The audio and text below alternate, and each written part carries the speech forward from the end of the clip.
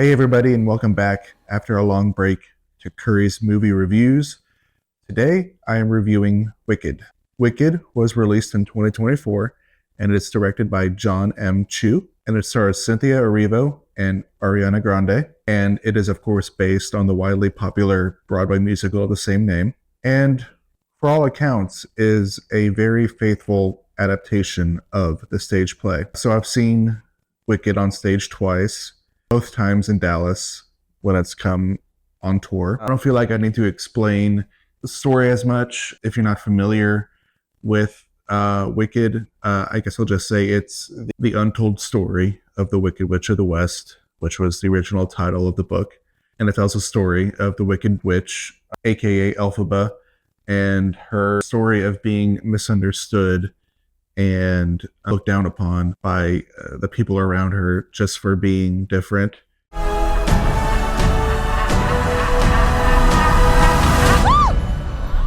You're green. I am. Something so wonderful about musicals on stage is the amount of energy that the performers give. And they didn't tone that back at all for the movie. One scene that comes to mind is the Dancing Through Life number. That whole number takes place across two sets, the library in Shiz University and the Ozfest Theater that's outside of Shiz University. And the library at Shiz, oh man, what a cool set, because they have the big wheel bookcases and they use that to, have the camera go 360 and do all these upside down shots with the characters running through these big rotating wheels. And then from that, they transition and go to the Ozfest ballroom. There's like this underwater cavern where you can see like the water above it, and there's like these fish swimming above, and it's like this really awesome set. And like this, all these things that's combined to make just an amazingly fun movie experience and musical experience, and you just feel so energized and joyous after watching stuff like this. Dear Galinda, you are just too good. How do you stand it? I don't think I could. She's a terror, she's a tartar. We don't mean to show a bias, but Galinda, you're a martyr. The power of song just really drives home an emotional beat and energy. Cynthia and Ariana, they own these roles really. Obviously, Idina Menzel and Kristen Chenoweth pioneered these roles back in 2003, and they are the idols of Wicked. And fortunately, they make a guest appearance in the movie as well, which is nice to see.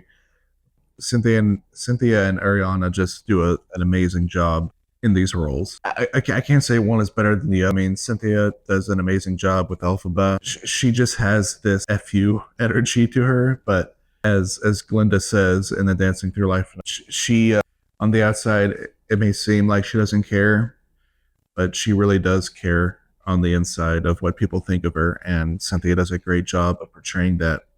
And Ariana as Glinda is just amazing. She has that energy throughout the whole movie, and she just nails it so well. If Kristen Chenoweth, was born to play Glinda, so is Ariana. She does an amazing job. And the supporting cast does a great job too.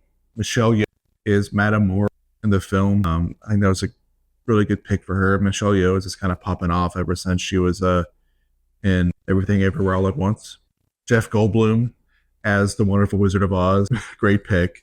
He's Jeff Goldblum every role he's in, especially this one. It's a good pick for that role. Peter Dinklage is the voice of Dr. Diamond, the goat professor, which is such a sad subplot. I love animals, and Elphaba is such a guardian for the animals of Oz, and that's one of her main points of becoming the Wicked Witch, is to protect the animals of Oz, and it's a very interesting plot line. Bowen Yang from Saturday Night Live is in there as one of Glinda's little cronies, and he's really funny. He does a great job. And as I said, Jonathan Bailey as Prince Fiyero. He is Elphaba's love interest in the story, and he's a great pick for the role. He does a great job as Fiyero. It is a long movie for being a part one. It's 2 hours and 40 minutes long. But I will say, it really flew by. I saw Gladiator 2 the night before I saw Wicked, and that's a 2 hour and 30-minute movie.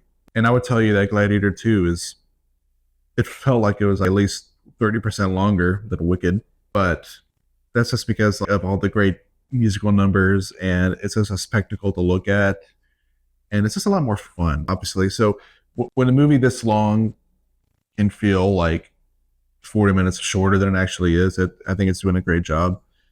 And as I said, it's only part one, and it's like it's the first act of the musical. It ends with Defying Gravity, which is obviously the biggest number to come out of Wicked, and it is phenomenal. And in the movie, Cynthia, if you don't tear up at the end of Defying Gravity, just like it's hard not to. I'm not saying you have no emotions or whatever, but man, that number and the performers who have performed it, and Cynthia kills it. Just amazing. And if I mention Defying Gravity, I have to talk about Glinda's main song, Popular, and Ariana just eats that up so good. She brings a very Kristen Chenoweth energy to it with some of her gravelly accentuations to her voice and the way she hams up the character and her mannerisms, and she does an amazing job with Popular as well. It's a very fun and funny performance. She just does great there. So I've been waiting for a Wicked movie ever since I first saw it, which was back, let's say, 2009, 2008, when I first saw Wicked. And I remember crying during that too. Defying Gravity hit me so hard, and it hit me just as hard as in the movie. And I think it was worth the wait, and one of the best musical to movie adaptations of all time. So I'm gonna give Wicked Part 1 5 ending notes of Defying Gravity out of 5. Thank you, Cynthia. So sorry for the long wait, y'all, but I was just waiting for the right movie to review. But I do want to review Sonic 3 coming up here in a couple weeks, so I'll get that out. And thank you all for watching. Have a wicked day.